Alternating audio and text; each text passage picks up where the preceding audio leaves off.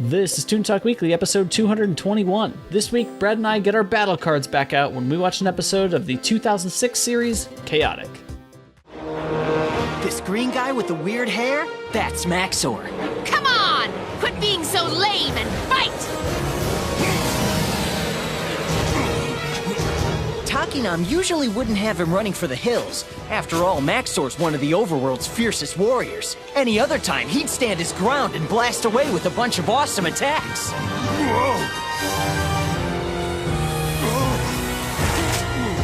He's the bravest of the brave. Really? Time out! Time out! He's got power, he's got skills. In Perim, he's the man. Problem is, he's only Maxor on the outside. On the inside, he's me.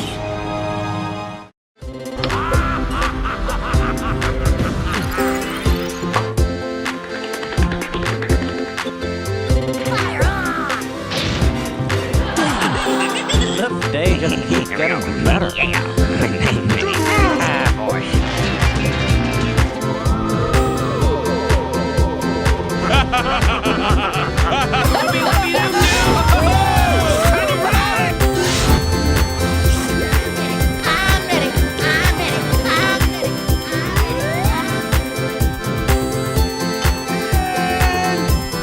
Where is that kid?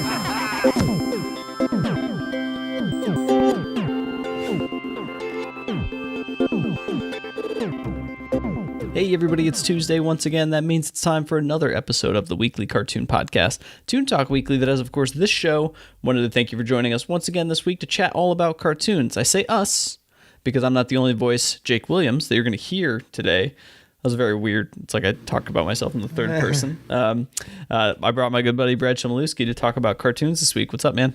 Hey, how's it going? It's going pretty well. I don't know. Every time I try to change the intro, it just doesn't work. No, yeah, just stick with it. It's 100 or 200 and something episodes, so yeah. It's this far gone. Like, I should just stop it. I should actually just have like a little talk boy that just plays it for me when I'm here.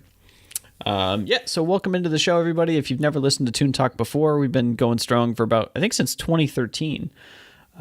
We've been doing shows for basically close to 4 years now, if not over 4. We're probably over 4 years now, actually, now that I think of it, because I think we started in like September or July or something like that. Well, it's kind of crazy, but every single week, Brad and I pick a different cartoon to discuss, whether we've seen it before, maybe as kids. Something like Teenage Mutant Ninja Turtles was pretty sacred to both of us, I think, growing up, so that was a fun one to do. Or in the case of this week, we pick a show that we had recommended to us that we'd never seen before, and the show is called Chaotic. Is this anything you'd ever heard of before, Brad? I had never heard of this show. Yeah, this was a show that I think I'm in the same boat as you, that I had no idea what this was. And we got an awesome email. I think I mentioned it maybe a few shows ago, if you guys have been following along. And I was blown away. This person, I should have written down the name because I'm awful about taking notes about that.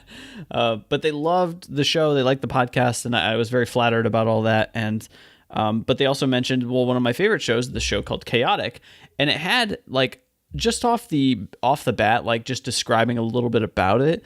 It sounded like it was right up my alley of like Pokemon meets Yu-Gi-Oh kind of thing, like stuff I've been into for a long time.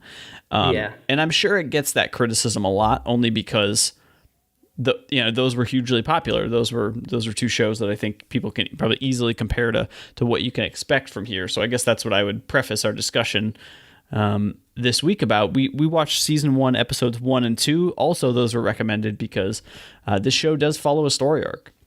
Yeah. It seems like the show you would need to start at the beginning and go through to be able to get the most out of it. And boy, howdies, does it build a world.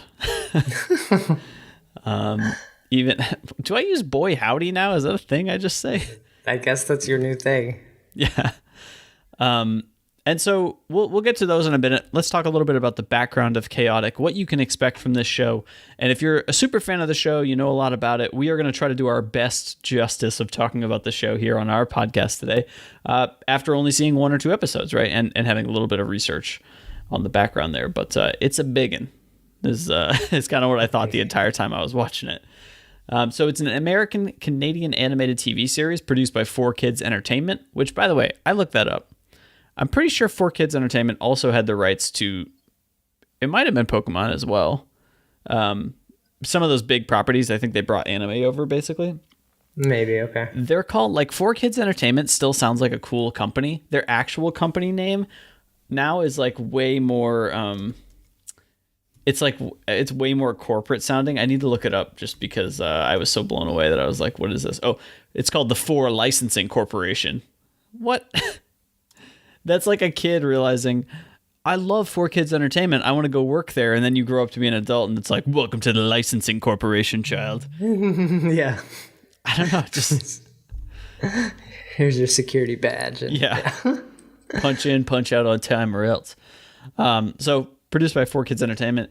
It was actually animated by Bardell Entertainment for season 1 and then Dongwoo Animation for seasons 2 and 3.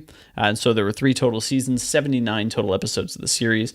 And the entire series of Chaotic is based on the Danish trading card game of the same name, which is kind of interesting. So we'll get into the story, and then I'll draw my parallel with Pokemon of kind of like where I've been kind of leaning with this show since I watched it. But the background of Chaotic being based on a card game is interesting because I guess the card game also had like a story to go with it. Much like if you're into something like Hearthstone, that game, like there are like kind of some stories to the cards, but the game itself doesn't have a story. But I think it's kind of cool that a trading card game could have that. Yeah, I agree. So if you guys follow along on toontalkweekly.com, the show notes with every episode, you can get a gigantic detailed list of what the story of Chaotic is. However, I'm not going to read from all of that because it's a ton, and it goes into basically some plot details of some of the episodes, which we'll get to later. Yeah, it felt dense watching it, and I was a little confused. Yeah. And what I'll try to do is sum it up the best way that I can in like a few short sentences, right? So what can you expect from the world of Chaotic? It tells the entire series tells the tale of a boy named Tom and his friend Kaz. Those kind of form our 2 main characters, these teenage boys, right? They play a game, a card game and an online game. It seems like it has both of those aspects to it, called Chaotic. In the first episode, they really hit it over your head that, hey, look, this guy's playing it in with the cards, but we're cool and we're playing it with the laptop, the online version. Yeah, that was a weird. I noticed that it was like everybody at the lunch tables, which I was familiar with playing cards as a kid at school, but like one kid didn't have his laptop and then the others had regular cards. It was kind of interesting that they bothered to put both of them there. Mm-hmm. So they play this game called Chaotic, a popular trading card and online game in this world. What we learn throughout the episode, and it's going to kind of spoil, I guess, what the first 2 episodes are about, but the game is not just a game. There's actually another world called Chaotic. The actual world of the cards exists, and you can actually be a player in that world. You can go to that world, but it's pretty exclusive. It seems like not everybody that picks up a pack of trading cards and decides to start playing gets to go to this world. Mm-hmm. But then on top of that, if that wasn't already confusing, there's regular world, there's Chaotic world where these beasts and stuff live, and where you can kind of play the card games in these things called battledromes, which are like, think of it like gyms in Pokemon, right? That's what I always thought of. But also there's another world called Perim. And in Perim, this is where all of the creatures on the cards, so like there are a couple of factions, basically like the overworlders and the underworlders of like these beasts that are cards you can control. Perim is where these beasts actually live and exist. And in the world of Chaotic, you have the ability to transport or go to Perim, and it's dangerous because you could totally die there and then you wouldn't exist anywhere else. But you can go there, and much like Pokemon, and I hate to keep coming back to this, but if you think of it in this sense, it kind of helps. It's our base, yeah. Yeah. Much like in something like Pokemon, when you go to Perim, you have the ability to capture essentially a photo that kind of captures the essence of a card of a beast, and it puts it in a card for you. The neat thing is that not everybody gets the same beast. If you were to go one day to Perim and find a beast at rest or something, or like maybe he was wounded, and you get a picture of him, you now have his card, but your card might have different attributes than someone else who went on a different day and got a photo of the same beast. Oh, that's kind of cool. So there's like a cool like scaling to it that like I could see a game, not just the trading card game, but imagine if this was like an MMO game. And it was like, oh, I went on Tuesday and I found this mythical beast thing, but it's not nearly as strong as yours. And you just went, and it's because your guy was like, I don't know, lifting weights or whatever, like doing something. Yeah, he was at the gym, or he had eaten dinner. Yeah. So I think the whole arc of the story, or essentially what you can expect, is that we followed the adventures of mainly these two friends, but there are other friends along the way, other humans that play this game. But you have their like regular lives on Earth, like in everyday life. You have their existence in the world of Chaotic and playing this card game kind of like in a physical, actual sense. And then you also have the world of Perim that they often go to get more cards, to actually experience what these creatures are like in their natural habitat. So it's pretty deep, man. Phew, okay. Yeah. That was way longer than I meant to be describing it, but I tried to do my best. So as I mentioned, some of the main characters we come across, we have, of course, Tom Majors, who everybody has a screen name, basically, right? Yeah. So he's Major Tom, which is awesome. You got Kaz Kalinkus as his best friend. We do meet a character named Sarah in episode 2, and I believe I looked it up, but I'm not going to bring them up. But there are a couple other important humans that come up after episode 2. I don't think we got a chance to encounter them. I like that the first character we met in episode 1, his name was... It was Sam something, but his name was Sam Shady. Yeah. The guy he battles, his name's Sam Shady, and I was like, okay, cool. That was pretty good. And this series came out in 2006, so I guess maybe the height of Eminem, maybe around that, something like that. I guess, I don't know. It's probably still good. It's still useful. I think if your name is that, you could probably still do it, and people would be like, good one. Yeah, I bet you could online name your characters Sam Shady from now on, and people would be like, Chaotic fan, nice. They would know, And then there's a whole ton of characters. Like I recommend anybody who wants to dive into the whole world of this, if you watch a couple of episodes, the wiki is amazing. It's like so detailed. They're much like something like Yu-Gi-Oh or Pokemon. There is like a database of characters and abilities and which faction they belong to and all that stuff. Some of the main character you should know that's not a human, but he is an overworlder in the world of Chaotic, is Maxor. And Maxor is the character that Tom kind of inhabits and becomes when he goes into the world of Chaotic to battle. He's probably one of the best ones. I kept calling him as Pikachu, but in Pokemon there's other Pikachus as well. Here in Chaotic, did it not feel like... It felt like if you had it, nobody else could have it. I guess a little bit, yeah. But then maybe it's because we only experienced such a small portion of it, and we weren't sure. So let's try our best as we can to describe this very dense world of Chaotic. It's pretty big, and I think they do a decent job over a couple of episodes. The first 2 episodes are actually both entitled Welcome to Chaotic. It's part 1 and 2. It's basically close to a full hour, 45 minutes or so of throwing you into this world and letting you kind of get your feet wet with Chaotic and figure out what's going on. So we start the episode. I was already confused. It starts off with action.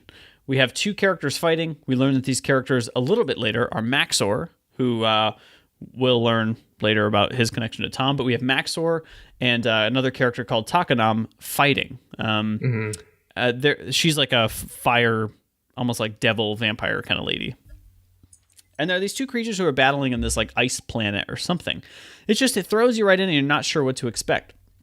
But we do get at the end of this fight a small voice that we hear Tom actually talking to the audience, saying like, in this world, I'm this character, I should be powerful, but actually I'm this kid and I'm not sure. And then we get it's like a tease before we actually get to what happens in the show. Yeah, it was confusing. Like not knowing any of the backstory, I was like, oh, is he like a superhero and he gets transported to this world to like fight villains? And like, I don't know, I was just so confused not knowing any of the backstory of this going into it, and I was like, what? Okay, he's like some hero and this is a transportation show. And I kept jotting down names as people spoke them because I was like, I'm gonna have to look that up. I'm not sure who that is. But so once we get back from kind of the tease of what you can expect from the show, we have the awesome like 2-minute, what felt like 2-minute intro sequence, and then we actually get like a regular scene, like an everyday scene, where we learn that Chaotic is this very popular game that kids play in middle school, high school age kids. Everybody seems like about high school, maybe. They're 9th graders, man. If you were seniors playing those cards, you get made fun of. Can't do that. And we learn that everybody likes to play, and it's as they're playing one day at lunch that on his laptop, I believe Tom's playing, and he gets this random code that just pops up, like an email message, almost from the chaotic servers. Like he's not sure what this is. However, his friend Kaz is like beside himself. He's like, holy crap, this is like a golden ticket in Willy Wonka. Like, not many people get this. You need to take this seriously. You need to message it, and you can go to the world of chaotic. Chaotic mail? That's weird. A bunch of letters. No way! Tom, it's a password! You got a password to Chaotic! Dude, this is it! You got the password to hook up your scanner! You can transport to Chaotic and play for real!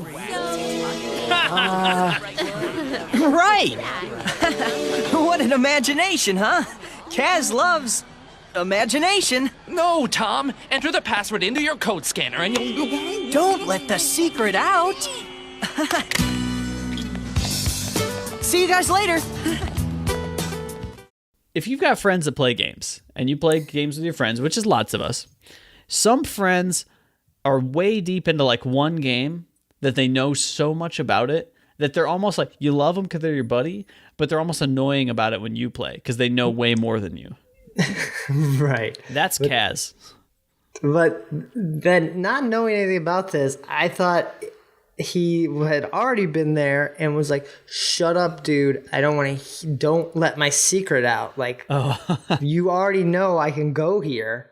Mm-hmm. Or like, I can go here. I just haven't told you yet. And I'm already this dude. So it was confusing for me not knowing any backstory. I was like, all right, yeah, lay off, kid. Like, he already knows this is like his place. He's been there. Yeah. What we get is that like, basically Kaz is basically saying, I guess we get in just brief bits of dialogue that he has been telling people that you can go to the world of chaotic. You can be there and battle in like basically the academy to earn whatever cards or accolades that you need in this world. But of course people look at him like you're crazy.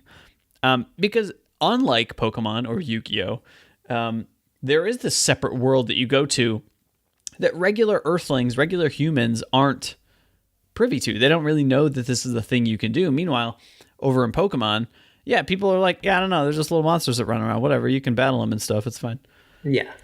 So it was an interesting thing there. After kind of like pushing off Kaz's advances, saying like, dude, look, whatever, man. You're crazy. Like, I got a code. I don't need it.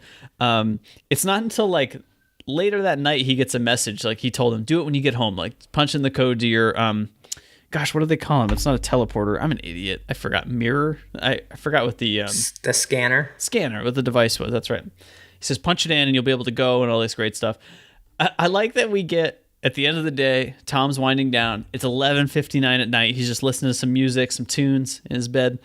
And he gets told, that code is only good for one day. Like, you got to use it today. And I'm like, oh, man, they're pulling some marketing stuff up in Chaotic on you. Like, you better use this code now or you're never getting in. Discount only till midnight.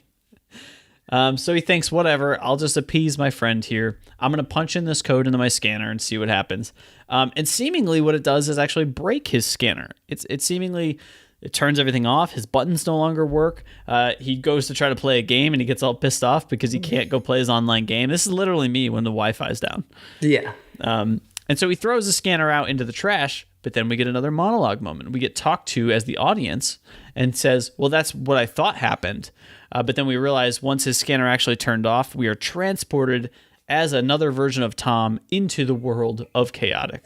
Oh, okay. So that didn't happen. I didn't hear him say, that's what I thought happened. It just rewound. And I was like, oh, is that like, is he now in two different worlds and that world is happening and he's now trapped in here? That was not very clear.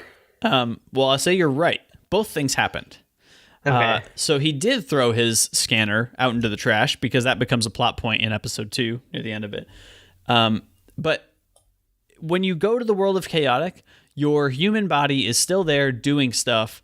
The major difference is that you do not have access to your account because basically it's region locked. If you think about it, your account can only work like when you're in Chaotic. That's where you can use your account and your scanner and stuff. Mm-hmm. However, to get back to the real world, you need to be able to, from Chaotic, access your scanner and communicate with your human form to also press the same button at the same time, and that'll transport you back to Earth. Otherwise, you're stuck in Chaotic. So it is kind of interesting. It is like a multiple timeline thing. And then while you're living your life like on Earth, this gets crazy deep. Once you're living your life on Earth, once you transport back from chaotic to that body, you retain all those memories. You retain everything. But in the meantime, you don't know what your other self is doing. I just think it's a weird concept where, like, if you just log on one day, you try to log on to your game and play, and it doesn't work, you're like, oh, great, now there's another me in some other time dimension planet playing my game. But if you die in there, you're dead. I assume, yeah. But you're not really, but your other dimension time rift per self. Yeah.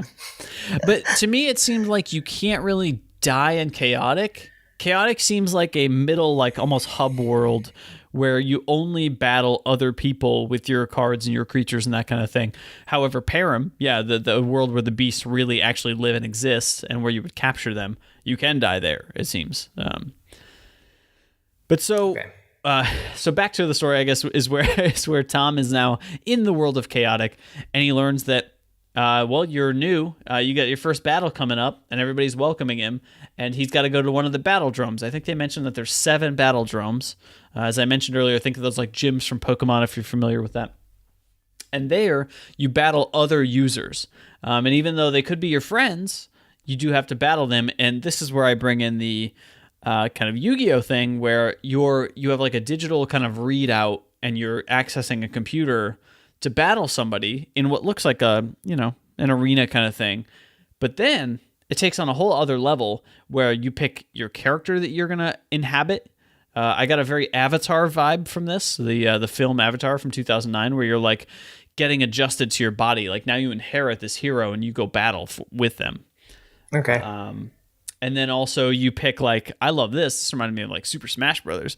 You pick like battlegrounds and they rotate and then it picks a random one out of the pool and that's where you go to battle. That's pretty cool.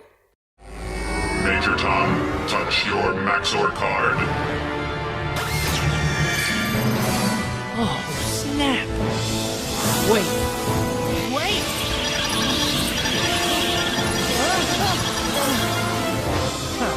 Newbie.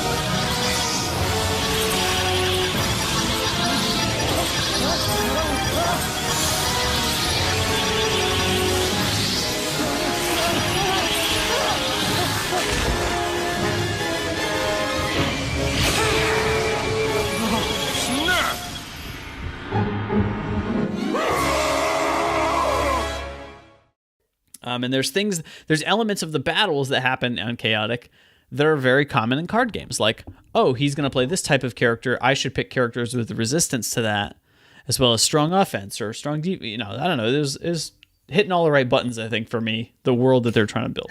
Okay. Whew. Okay, so back to the story, I guess, is where I keep getting diverted, is like figuring out how this stuff works. But he does battle Sam Shady, is his first battle. And we find out that the battle we originally saw in the very beginning of the series with Maxor and the other creature was actually Tom as Maxor battling this creature in Chaotic. So now we're caught up to speed with where we got teased in the very beginning of the series. So they battle. We do not get the end of the battle until you watch episode 2. It's a to be continued. However, we're going to spoil it for you right here. Maxor wins. Dun, dun, dun. Oh, not surprising. Episode 2. It happened. Yeah. I will say, though, I love that there was a moment where his first attack, like he wasn't sure what to do with his body, and he's like, Pebble Storm. And I'm like, pebbles? Like, you're like, I'm going to shoot pebbles at you, and hopefully you'll die. I'll win this battle. So he ends up winning the battle. It does seem like he kind of got lucky. He sort of like started coming into his own. But the battle was fun. It reminded me actually a lot of like something like Dragon Ball Z, like pretty big scale, going around to these cliffs and hitting each other into them and ice shattering and all kinds of cool stuff. But then what we learned is a little bit more about Chaotic, and we've kind of already brought up a lot of it here. We learned that you can be transported to Perim. This happens when Tom meets another character named Clay, who basically says, yeah, man, I'll help you get back home, whatever, and decides to send him to Perim. I'll talk about their time at Perim in a little bit. But the whole plot of the second episode is actually learning to leave Chaotic and go back to the real world, basically. Mm-hmm. And this is where we learn that his scanner was actually left in the trash and is now on its way to the dump. And so Kaz devises the plan. He says, tell me something super secret that you'd never tell anybody. I will go tell you that in the real world, and then you'll believe me, and we'll go get your scanner so you can actually get home. So the whole episode, the second episode, is a crisis of, can you get home in time? Can you get back before being stranded in chaotic, basically? All this time, all your crazy stories, all of it's true. Man, I could stay here forever. Mm-hmm. Oh my gosh, my parents! When they realize I'm gone, they'll freak! Don't worry, you're not gone. You're still home, probably eating breakfast like any other day. Maybe I got hit too hard in the drome. How can I be here and there? See, before you activate your password, there's just you. But once you use it, there's the you that's here, rocking it in chaotic, and the you chilling at home. How can I be home and in chaotic? How'd they get the cream in a cupcake? Who knows? All that matters is it happens. And then the moment in Perim, because I can't spoil it without going into every little detail. Yes, they get the scanner. It does take some convincing. They do go to the dump. They end up getting it. It was a very Toy Story vibe, actually. I think it reminded me a lot of Toy Story 3, I think, with Lotso the bear. Was it 3 when they're at the dump? Yeah. Yeah, so very cool vibe. I have a lot of references to this because I think that's helping me contextualize what Chaotic is trying to build here, is like pulling from the things that I know that it reminds me of. And I think that's helpful in a series like this. Yeah, because it's a little different than Yu-Gi-Oh, where they battle and they can go to the Shadow Realm, but the cards all exist and the cards are based off of ancient things. So, yeah. Oh, I completely forgot that about Yu-Gi-Oh, that they exist. I kind of thought it was just this cool card game. Yeah, the card game's based off of real things. Gotcha. And there's a moment at the end, near the end of the second episode, that we do go to Perim briefly, and actually we see some crazy creatures that we haven't been introduced to yet. And these creatures seem way stronger, way more powerful than even him as Maxor in the first battle. And maybe it's because they're in their natural habitat, like they actually enhance it and have their own capable powers there. So we meet one ugly looking tree swamp monster guy. We meet a guy from the ocean. I'm terrible with all the names, so I didn't write them all down, but there's like a sea lizard kind of king trident kind of guy is cool. And then there was another dude who was super powerful, but I'm not quite sure what his deal was, but he seems like he's significant. Like in the world of Perim, he's like rare or something like that. But we're introduced to another character named Sarah, who's actually in Perim. And this is where we get to learn that this is where you capture basically these creatures or beasts to be on your team, to be your cards. And that's why they're there. So they have to escape peril in Perim. That should be a name of an episode if it's not Peril in Perim. And they essentially learn, like, basically the first 2 episodes gives you a backbone of here's how this world works. The funniest thing to me is that I feel like they glazed over, how do I play the game? Because the game That's true, yeah. The game happens, but I guess I was confused because if you came from the trading card game, I feel like this was a shout out to you. There were lots of things they were talking about that made no sense to me because I've never played the game. So I thought that was interesting. So I'll just end it here. I feel like I'm confusing myself and I don't want to lose Brad any more than I already have. And you watched it too. It's like, there's a lot there. There's a lot happening, and it's pretty neat, but it's also, you're trying to pull other stuff that you know and reference, and it's just like a little confusing because you're like, oh, it's kind of like this.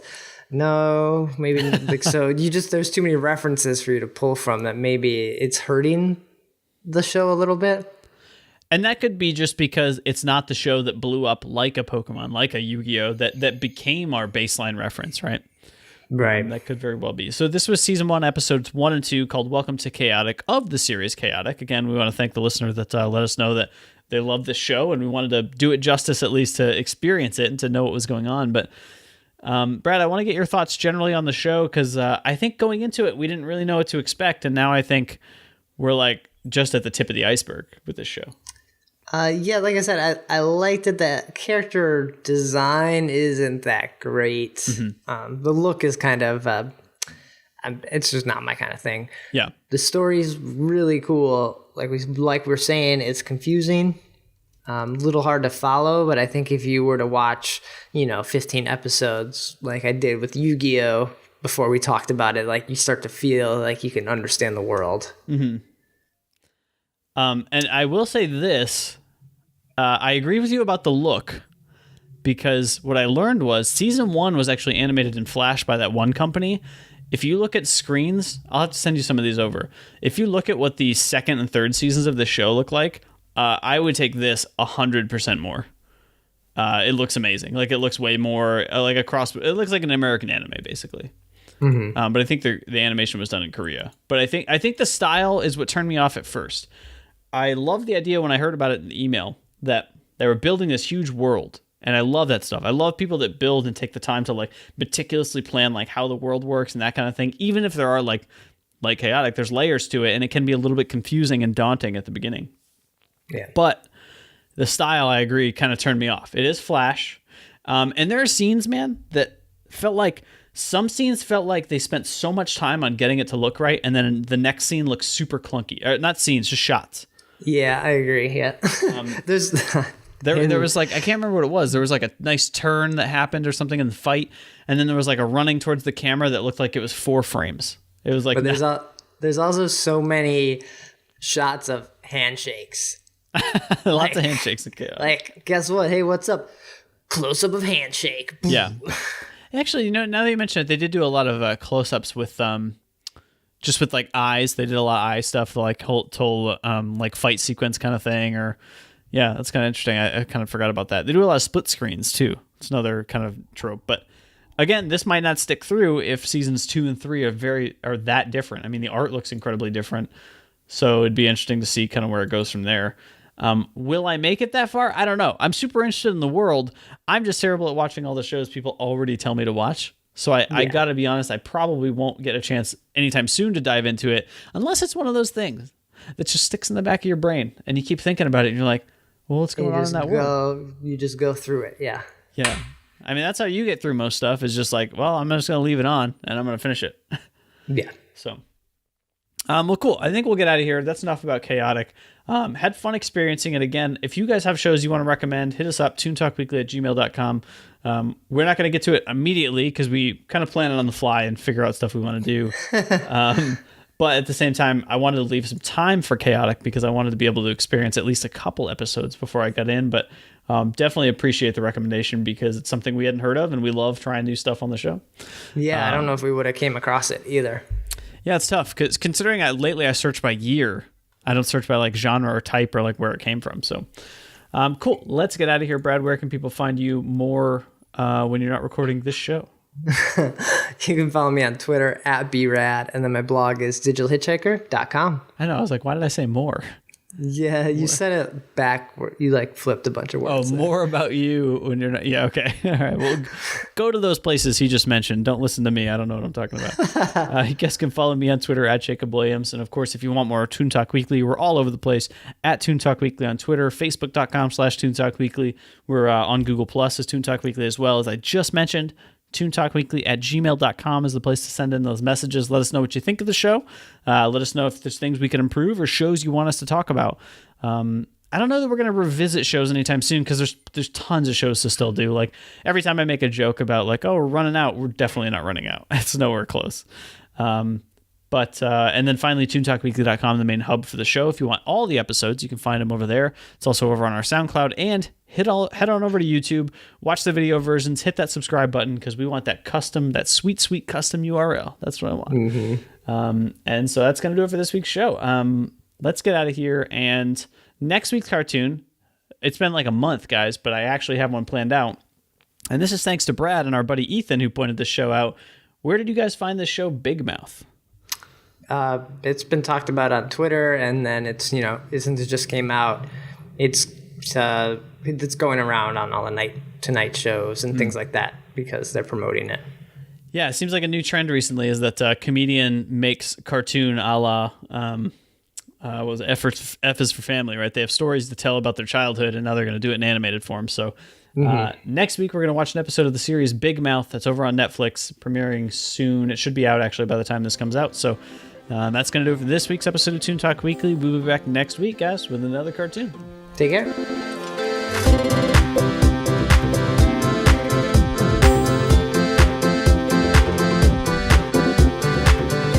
To learn more about the show, visit toontalkweekly.com or follow us on Twitter at Toon Talk Weekly.